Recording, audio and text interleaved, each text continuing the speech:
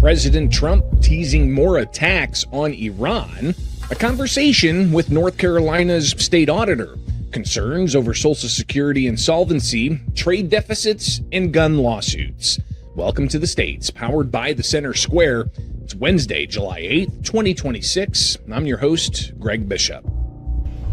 To me, I think it's over. I don't want to deal with them anymore. They're scum. You know what scum is? They're scum. They're sick people. They're led by sick people. And they're vicious, violent people. And if they had a nuclear weapon, they'd use it. As far as I'm concerned, it's over. I'll speak to our negotiators. They want to negotiate. They're good people. Steve Woodcock, Jared Kushner. But they have to come back to me. As far as I'm concerned, it's just a waste of time dealing with them. They're liars. We make a deal. And if I make a deal with him, we have a deal. And he goes out, he talks. We make a deal. Everyone's agreed. No nuclear weapon. We make a deal. They go outside, talk to the press. They say, we never even talked about it. There's something wrong with them. They're cuckoo.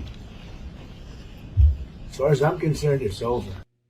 It's President Donald Trump saying the United States will probably strike Iran again Wednesday evening after casting doubts on the ceasefire between the two countries.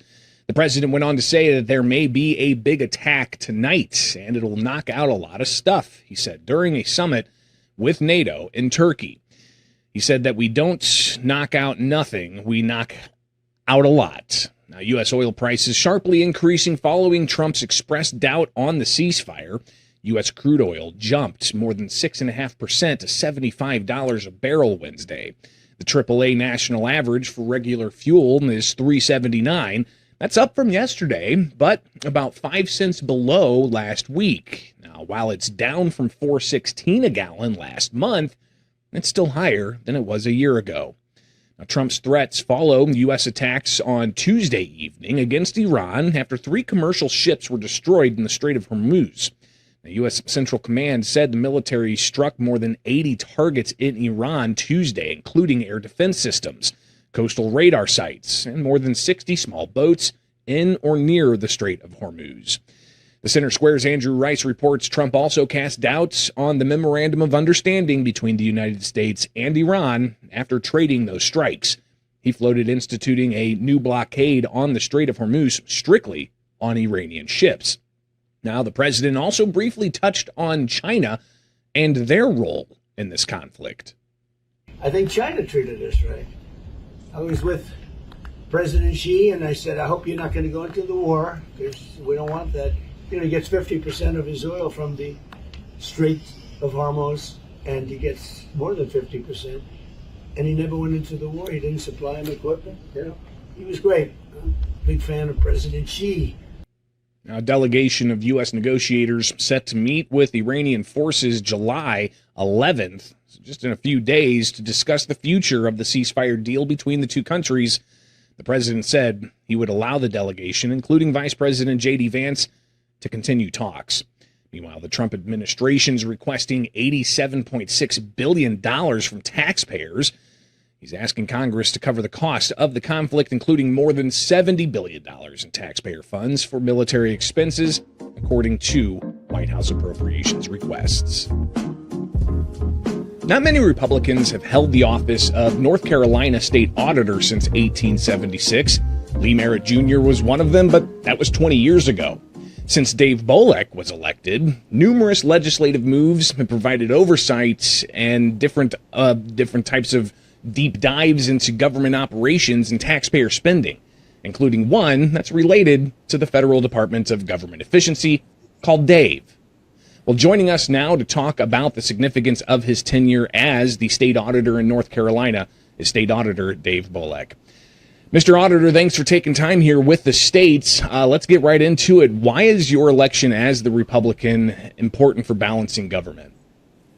Well, first of all, I'm honored to be the 21st elected state auditor of North Carolina. The office itself has really changed over decades of time to its current form, and the primary mission of the state auditor's office is twofold. One is to really make sure that financial statements of government our university system, our agencies, and the state as a whole can be relied upon. And that's sort of bread and butter financial work that we do that bolsters the AAA credit rating of the state of North Carolina. And then the second part, which is what the general public really is interested in, and that is transparency and accountability across all levels of government in North Carolina. And North Carolina handles more than $100 billion in taxpayer assets and liabilities each year.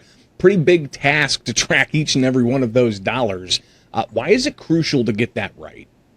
Well, it's crucial for a lot of reasons. One, public generally, and you can look across the board, and it doesn't matter your political party, there's a lack of trust in the way government spends taxpayer dollars. So if our office can bring some transparency and accountability to the public and some answers, a lot of times I'll go out and be talking to the public, and they are not as interested in every single dollar, but they would like to know that their tax dollars are bringing some type of return on investment as opposed to just spending dollars, right? And so our work there, and you mentioned the DAVE Division of Accountability, Value, and Efficiency. Great name, by the way, since my name's Dave. I was going to say, who came up with that? Yeah, well, legislature thought it was a good move. One of the things that's enabled us to do is to use artificial intelligence, and we've thrown jet fuel on the computer technology here at the auditor's office. It has really enabled us to expand our reach.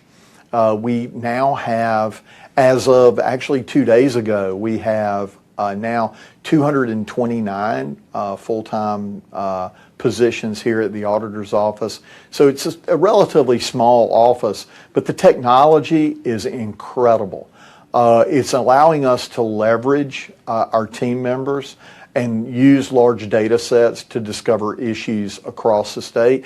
And what it's enabled us to do initially is to focus on areas where we think that we can get a full return on taxpayer resources from the auditor's office standpoint, to be able to identify places where money might be wasted, where there is potential fraud, and where there is potential abuse of taxpayer dollars. Yeah, I would imagine in some states not utilizing technology the way you may be, prolonging their audits. Sometimes I'm in Illinois, and we have audits that are always seemingly coming late, especially that state comprehensive annual audit.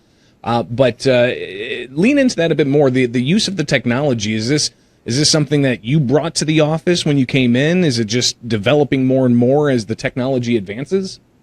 Well, it is something that we brought in, and we started day one with the idea that we would go ahead and throw jet fuel, as I said before, on this new technology. I mean, I felt like from the point of view of being the state auditor, you don't want to be behind the technology of agencies and entities that you're auditing. You want to be on the forefront of technology so you don't get the auditee ahead of you on technology. You want to be ahead of them. And so we started from day one. We've utilized partners in the industry to leverage AI. And I'll give you a rubber meets the road sort of use case.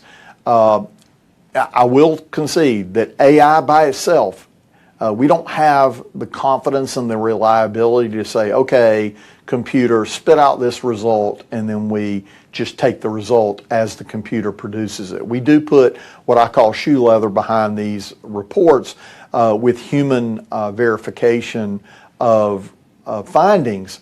But what the AI in a use case has really enabled us to do is to find that needle in a haystack very quickly.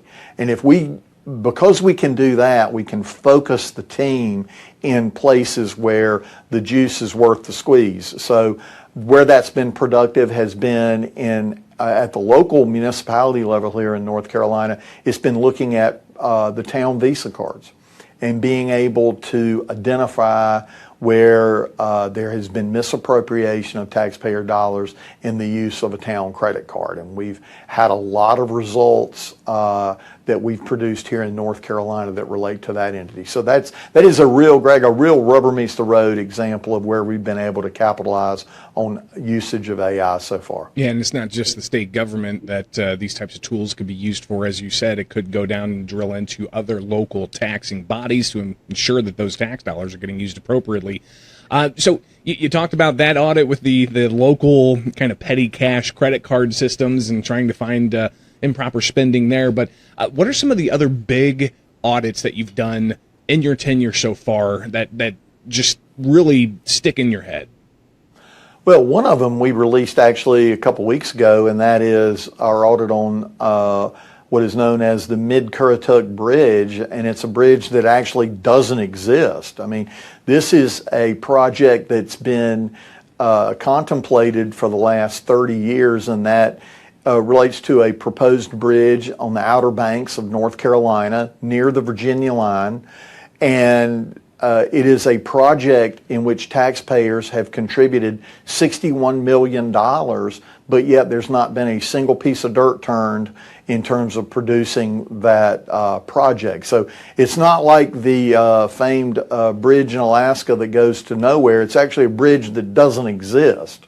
And so that AI has been helpful with that, because we've been able to take that broad stroke look across our Department of Transportation to find these areas where a lot of taxpayer dollars are expended and there's nothing to show for it. You know, one thing we focus on a lot here at the Center Square is that taxpayer impact and how government's spending tax dollars. But sometimes it's not just necessarily about the tax dollars, it's about efficiencies. It's about, like public safety, for instance. Are certain protocols being followed? That's another job that the auditors are really supposed to be doing, right? Yeah, in North Carolina, we do have plenary authority on looking at efficiency and economy of government. I'll give you an example of a couple of different audits we've done. One, our office was actually awarded the Award of Excellence from the National State Auditors Association for our work with our Division of Motor Vehicles, where we took a look at the efficiency or lack thereof in our DMV. And when we started our audit and produced our results, the wait times were hours long. And since then, in less than a year, after our recommendations have been taken by both our legislature and the DMV, wait times have been cut now 87%. So that's an effective use of the auditor's office to not only bring something to the forefront, but to create a shared priority of government to get something done on behalf of the taxpayer. Another issue, and you mentioned public safety, is a report we did on the Charlotte Area Transit Authority, and that is in Charlotte, North Carolina, and their lack of armed security on the transit system. We found that the city was spending $18+ million a year on security personnel in the Charlotte metro area on buses and on their light rail system, yet only a small percentage of that $18 million a year was actually attributed to armed guard services. They had a tremendous increase in unarmed security personnel, which quite frankly is customer service, it's not security. And so that was a clear policy decision made by the city of Charlotte, and we saw as a result the unfortunate murder of Miss Irina Zaruska. And so our work there, I think, has helped that city focus anew on the fact that security should be of paramount importance in these public transportation arenas. Just a couple of more things, and then we'll let you get on to your busy day, and greatly appreciate you being with the states. But it's not just the auditing thing. Apparently, you also have some appointment powers. How does that impact the state, especially being the second Republican since the late 1800s in this office? Yeah, and so our General Assembly transferred the power to appoint our boards of elections to the state auditor. So I've had the honor to appoint our 5 state board members as well as all of our county board chairmen chairmen and chairwomen in counties across North Carolina. There are 100 counties in North Carolina, so that's 105 appointments that we've made in this office. And the goal there, out of our office, is to appoint individuals who have a commitment to make it easy to vote and hard to cheat. And that's been our mantra from the beginning. We want there to be equal access. We would like geographic access to voters, particularly at early voting sites, instead of always concentrating early voting sites maybe in heavily dense metro areas, to making sure that folks who may not live in the metro area have a convenient way to vote early. That's been a focus of our local boards, and I'm proud of the work that they're doing in that arena. And finally here, we've been looking at census data, and most recently, North Carolina, again, is right up there with big growing states like Florida and Texas, especially when it comes to young prime age working people, 18 to 35 and up to 54. What do you think's drawing people to North Carolina? Well, one of the things that's drawing people to North Carolina is our geographic diversity, and we have fantastic beaches. We've got wonderful mountains that are still recovering from Hurricane Helene, but still a fantastic place to go and visit. And then we have a vibrant Piedmont area, so North Carolina is divided into three distinct geographic regions. We've also have thanks to our North Carolina General Assembly, a very favorable tax environment for both business and individuals. You can reasonably afford a home in North Carolina and can get a good paying job. Our university system, as well as our community college system, produces the opportunity for individuals to grow and develop into real economic powerhouses within their own family structure, right? With additional education, certificate programs, as well as trade and training programs through our community college system. So it's a combination of our education, combination of the really favorable tax environment, and the geographic diversity that exists in North Carolina, I think, that are really driving the growth here in North Carolina. Well, North Carolina State Auditor Dave Boliek, thank you so much for taking time with the states, and we'll have to check back in with you soon.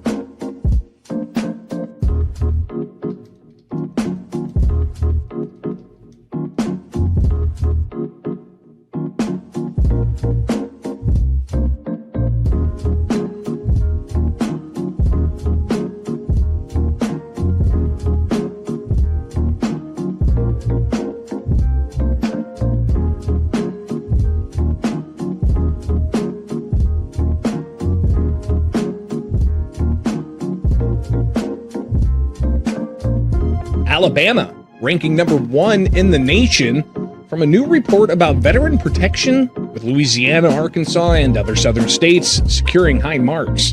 Welcome back to the States. I'm your host, Greg Bishop. The group Vetery connects veterans across all 50 states with grant opportunities for rent, housing, bills, education costs, medical expenses, and a lot more. And their most recent report of all 50 states shows some stark contrasts between the top performers and the states that are failing the nation's veterans, they say. Now, their analysis delves into Veterans Affairs healthcare participation rates and veteran pension utilization, and it shows a wide gap between the states doing the most to support veterans and those with weak safety nets. Now, with data from between 2019 and 2023, Vetery weighed states by medical safety net score based on enrollment rates and financial support score based on veteran pension participation.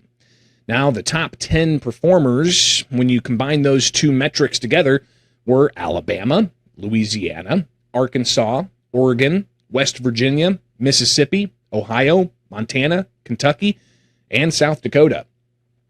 On the other side of that spectrum, the worst performing states were New Hampshire, Virginia, Hawaii, Delaware, and Alaska. Now, Vetery says that all of the bottom 10 states scored below 58 points, indicating significantly weaker performance across veteran healthcare enrollment and pension participation. Now, the gap between Alabama at number 1 and Alaska at number 50 exceeds 46 points. And they say that underscores major differences in veteran support outcomes nationwide. Now, when looking at the country's regions, Vettery also broke that down, showing that southern states scored the best. And that was followed by states on the western part of the country. Midwestern states, they came in at number 4, and northeastern states rounded up that index at number 4. Now, as to the specific metrics for Veterans Administration healthcare participation, South Dakota had the highest rate of participation, followed by Montana, Wyoming, West Virginia, and Nebraska. Vettery says that these states demonstrate particularly strong utilization of VA healthcare services relative to the size of their veteran population. Now, for the highest veteran pension participation rates, Louisiana topped that list, followed by Alabama, Ohio, Oregon, and Arkansas. Vettery says strong pension participation contributes significantly to these states' high Veteran Protection Index scores, helping elevate their overall rankings for veteran support. Are you a veteran in one of the high-performing states, or do you live in one of the states with a lower position on that Veteran Protection Index? Be sure to leave a comment below. We'll be right back.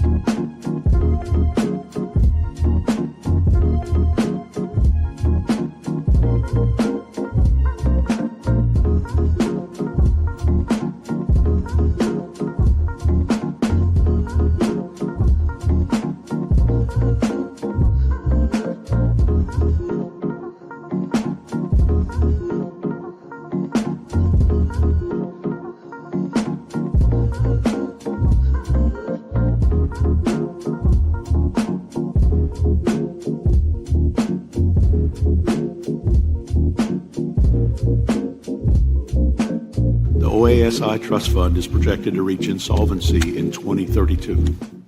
Protecting and strengthening Social Security requires absolute fiscal sanity and strict oversight. Every single dollar lost to administrative error, inefficiency, or improper payments is a dollar stolen from the benefits of hardworking Americans.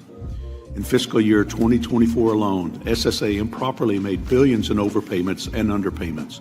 And so Congress needs to get their act together to address Social Security and the insolvency that's coming, instead of poking blame at other people whenever it is our duty and our responsibility. Now, the trusts that fund Social Security benefits for retired seniors, survivors, and people with disabilities facing insolvency in the next 6 years, according to that report from the U.S. Social Security Administration. Those affected could include seniors and others all throughout California and the U.S. Madeline Shannon, the Center Square, California reporter, joins us to break this down further. Madeline, thanks for taking time. Just how significant is the possible reduction of Social Security benefits for recipients in California?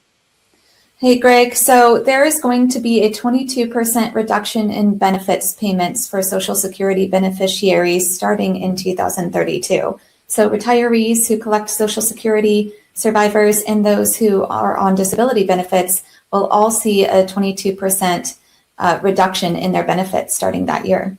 Now, the report indicates that, hey, 100% of benefits getting paid out as they should, but come that 2020, that period of time just down the road, which isn't far away, what is it, 2032, it's only going to be 78% that's going to be paid out. And that's where you're finding that 22%. That's a significant chunk of somebody's budget.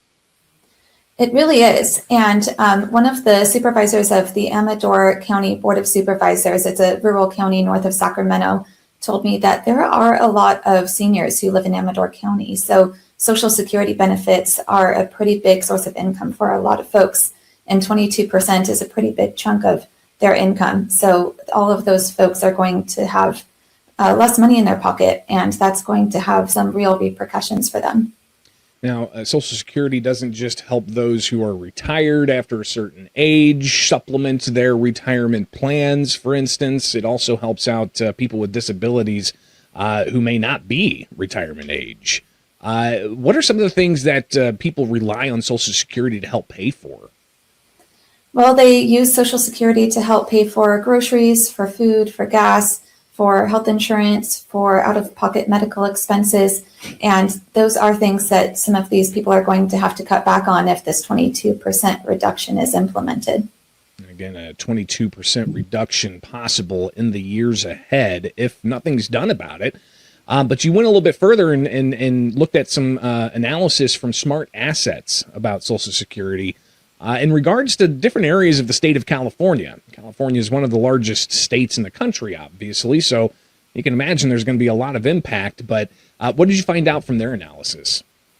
I found out that Amador County is expected to be the most impacted county in the state. Social Security payments make up 11.4% of local folks' income in that county. And that means that about 12,280 beneficiaries really rely pretty heavily on Social Security payments. I also found out, too, that Los Angeles County is going to be one of the most impacted counties in the state. It is the most populous county. There's about 10 million people who live there, and 1.5 million people who live in LA County receive Social Security. So a pretty high number of people there as well. What are you hearing from legislators or advocates or really anybody that's going to be impacted by this? Well, someone from Smart Asset told me that while California really isn't as economically exposed to the impacts of Social Security cuts as other states, there are a lot of areas in California that have that structural dependence on Social Security just because of the high number of retirees and survivors and those on disability benefits. So it's those communities that are going to feel a major hit. Well, and you had highlighted in some areas there's a larger percentage of the population that is reliant on Social Security. Does that have to deal with like the income thresholds and some of these areas having maybe higher poverty rates? A little bit, but I think mostly it plays into the fact that there are some areas where there's just a higher number of people who live in that county who are around age 65 or older and who collect Social Security benefits. There are just some areas that are a little bit easier to retire in. Some places have a high number of people who have lived in one area most, if not all of their lives, and they retired there and lived there after leaving work, and they can't afford to necessarily live anywhere else because California is so expensive to live anywhere. So a lot of people just kind of stay put in some of the rural communities that they've lived in their whole lives.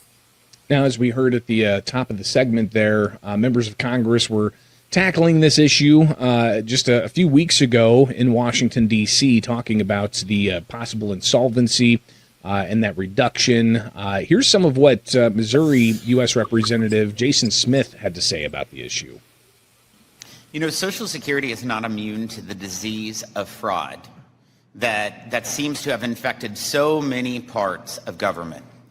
As with other instances of the abuse and misuse of federal funds, fraud within Social Security robs not just taxpayers of hard-earned dollars, but beneficiaries of well-earned benefits.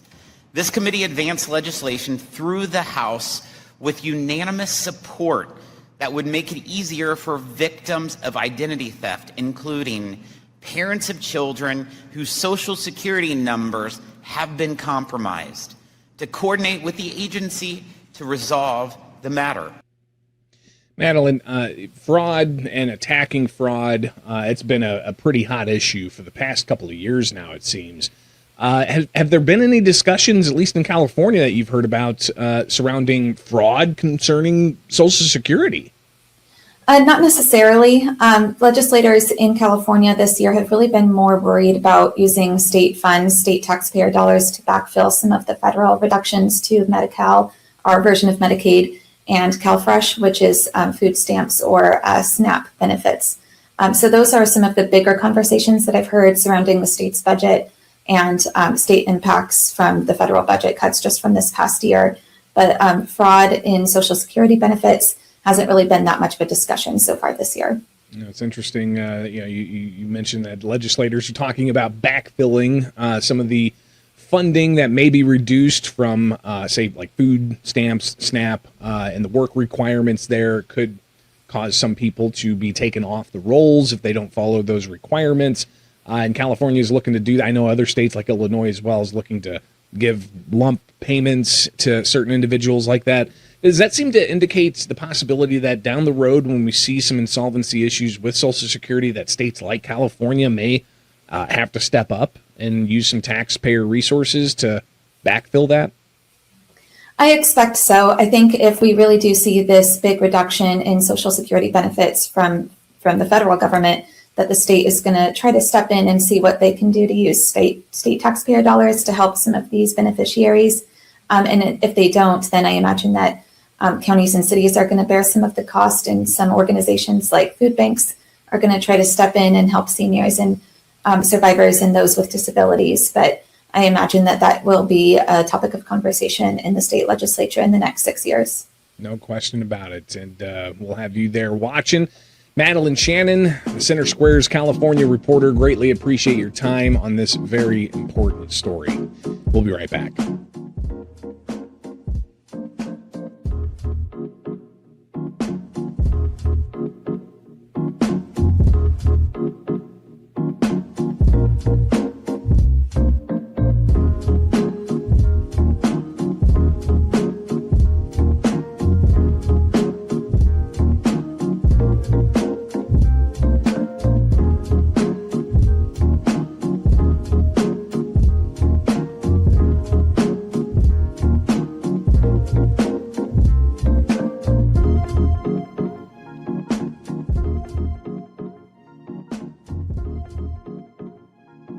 The nation's trade deficit increased in May over the prior month, according to the latest data from the U.S. Bureau of Economic Analysis.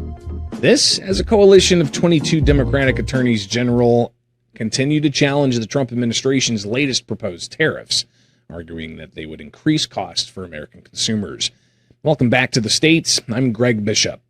The May 2026 U.S. International Trade in Goods and Services report shows a deficit of $77.6 billion. That's up 42.2%. Now, total exports valued at $317.7 billion. That's down 3.2%. Imports valued at $395.3 billion, up 3.3%. Again, showing we're importing more than we're exporting. Now, looking at the trends, the monthly deficit continues to tick upwards in the past few months, and with that, it's bringing the 3-month average to move upwards as well. Now, the Bureau says the May increase in the goods and services deficit reflected an increase in the goods deficit of $23.6 billion to $106.5 billion, and an increase in the services surplus of just $0.6 billion to $28.9 billion. Now, year to date, the goods and services deficit decreased $203.9 billion, or about 40.6% year to date. That's from the same time period in 2025. At the same time, exports increased $164.7 billion, or just by 11.7%. So imports decreasing $39.2 billion, or 2.1%. Now, exports of goods decreased $11.3 billion to $210 billion in May. Industrial supply materials decreased by more than $5 billion. Non-monetary gold decreased by $6.2 billion. There's other precious metals in the mix there as well. Natural gas exports decreased $1.1 billion. Crude oil increased $2 billion. You have other indicators of those goods, but imports of goods that increased $12.3 billion to $317 billion in May includes consumer goods, increasing by $3.5 billion. Now, pharmaceutical preparations, when it comes to imports from other countries, that increased $1.9 billion. We're also getting more cell phones and other household goods imported to the country. Industrial supplies and materials increasing $3.1 billion. And crude oil, even though we're exporting more, we're also importing crude oil, about $1.5 billion. That new vehicle you're driving, is that imported? Automotive vehicles, parts, and engines increased $2.2 billion for imports. Passenger cars increased $1 billion. So you can see a variety of different types of goods and services that are being imported or exported, showing that the past month we've got a deficit. Now, the Bureau's May figures show surpluses in the billions of dollars with Netherlands, Hong Kong, South and Central America, Australia, the United Kingdom, Brazil, Singapore, Belgium, and Saudi Arabia.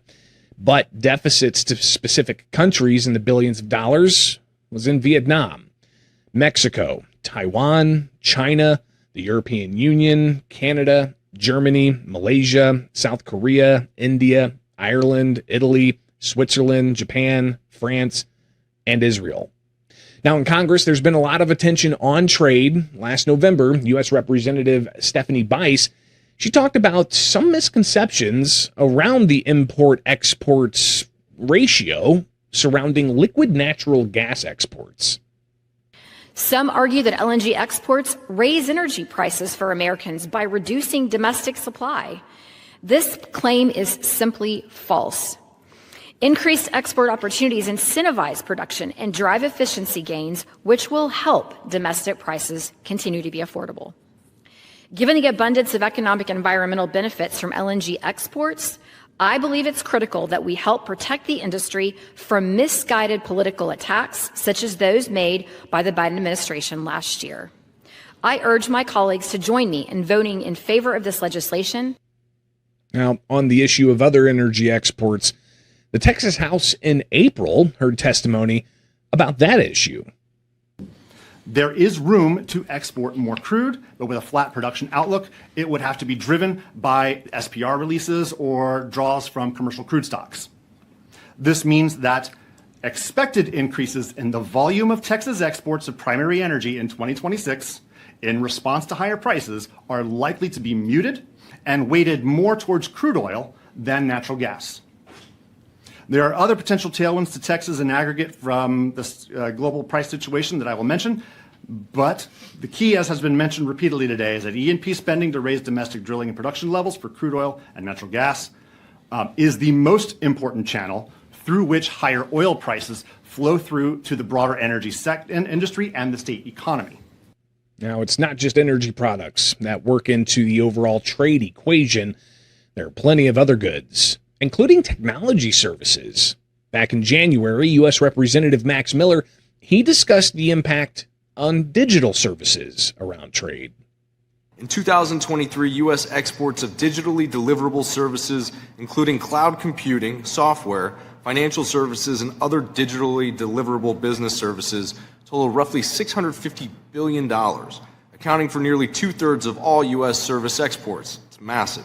These exports generate a massive trade surplus measured in the hundreds of billions of dollars and support millions of American jobs.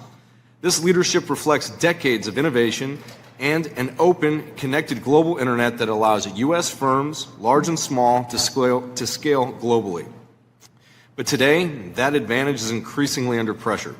Around the world, we are seeing a rise in digital protectionism, data localization mandates, discriminatory digital regulations, and policies that raise costs for foreign firms while advantaging local competitors.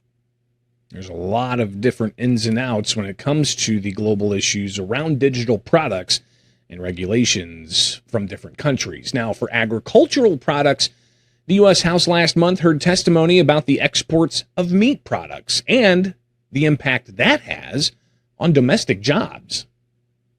So we export 25% of our pork production, 15% of beef, and 15% of poultry production. So a decent amount of what we produce is exported, but a lot of what's exported is not consumed in high levels here in the U.S. So that helps bring value back to producers, American farmers and ranchers who are able to send some of those products that see higher demand elsewhere. It also generates additional revenue and income for our corn and soybean farmers, hundreds of millions of dollars, $2.1 billion on the corn side. And to your point on transportation, it supports truckers and transportation networks and ports. So it supports jobs all across the country. While some concerns are surfacing around trade deficits and how that can reflect worries about hollowing out domestic jobs in manufacturing or weakening national security and domestic supply chain, and other concerns, a lot of economists don't see it that way. Economists at the Congressional Research Service, the Peterson Institute of International Economics, and elsewhere, they conclude that trade deficits are not a reliable indicator of economic weakness and often coincide with strength. Trade deficits can reflect a strong economic attracting capital. Now, cheaper imports, they raise real purchasing power and consumers and overall welfare gains can be a outcome of trade deficits. But there are things that could make a deficit concerning, especially if they come from low national savings rather than high productive investments. They can also create dependency on foreign goods from adversarial nations and impact capital inflows. Now, the next release of the nation's trade deficit report is set to be August 4th. We'll keep an eye out. We'll be right back with more from the States.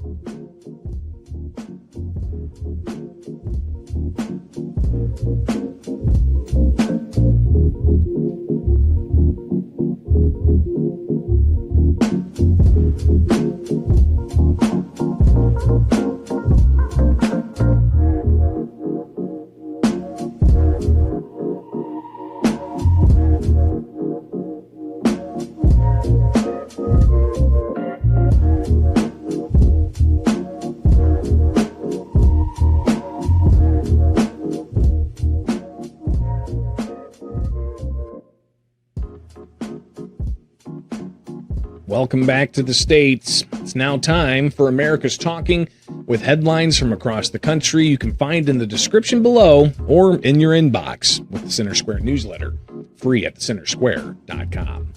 A 3-judge panel denied Virginia's request to consolidate 4 lawsuits challenging a new firearms law, allowing the cases to continue separately in circuit courts across the state.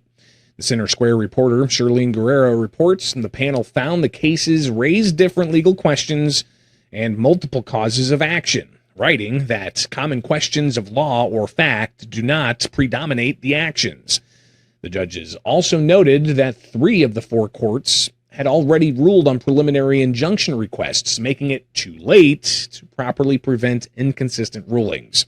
Now, the 4 lawsuits challenge Senate Bill 749 in Virginia and relates to the legislation restricting the future sale, purchase, manufacture, importation, and transfer of certain semi-automatic firearms and magazines of more than 15 rounds. 2 circuit courts have already issued preliminary injunctions. Voters in 7 Illinois counties, they have a chance to join 33 others that have approved referendums to consider forming a new state apart from Cook County. The Center Square Illinois reporter Jim Talamonte reports measures will be on the ballot this November in the Illinois counties of Coles, Gatlin, Hamilton, Henderson, Macoupin, Monroe, and Saline. Illinois Republican State Representative Brad Halbrook said citizens are frustrated with what's happening at the state capitol, including what he said was Governor J.B. Pritzker adding over 60 new taxes in just 8 years. Halbrook proposed a resolution that goes farther than the ballot measures and urges Congress to declare 101 of Illinois' 102 counties as the 51st state of the U.S. Also in news, the U.S. Department of Homeland Security criticizing Minnesota's Board of Pardons after it issued a pardon for a criminally illegal immigrant ahead of his deportation. The case quickly drew national attention after DHS issued a statement condemning that pardon. Center Square reporter Elise Apel reports the pardon was unanimously approved by Minnesota's Board of Pardons, which includes Governor Tim Walz, Attorney General Keith Ellison, and State Supreme Court Chief Justice Natalie Hudson. Both Walz and Ellison are Democrats, while Hudson serves in a nonpartisan role.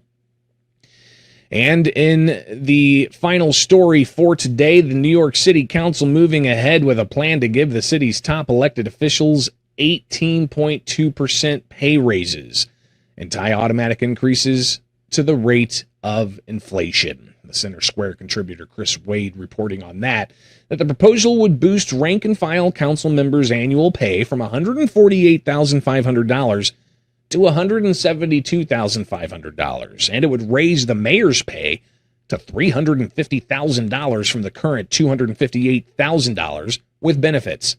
The legislation would also increase pay for the city's comptroller, public advocate, and other elected positions. It's expected that this could cost taxpayers $2.6 million in the next fiscal year. And that's just some of what America is talking about. You can get these and other headlines at thecentersquare.com. From my studios in Central Illinois, I'm Greg Bishop. And join us back here Thursday for more stories impacting you, the taxpayer, from all around the country. Only with the States, powered by the Center Square.